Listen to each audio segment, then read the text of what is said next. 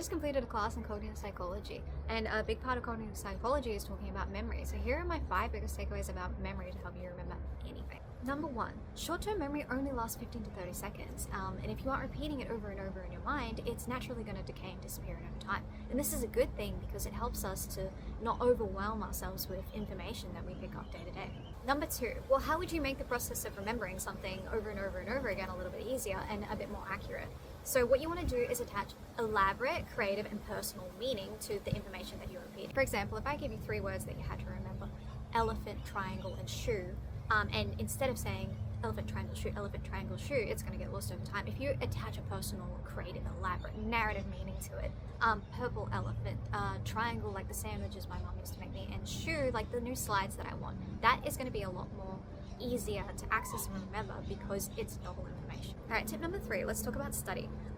Experiments in cognitive psychology have actually shown that you will remember things in code and be able to recall them a little bit easier if when you're studying you don't just focus on one bit of material, like repeating maybe these mathematic formulas over and over again. It's better to actually focus on something else temporarily and then go back to it.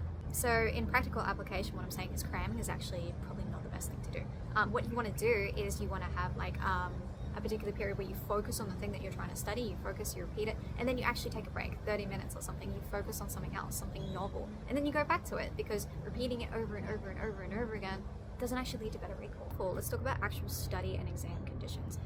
So preferably for best recall, we have evidence that if you're taking an exam in the exact same place environmentally, like if you're doing it at home, as where you studied at, you're going to have a better chance of recall. This also works for things like scent and taste. So if you wear the same perfume as when you studied as when you're taking the exam, better recall. If you're chewing the same stick of gum, better recall.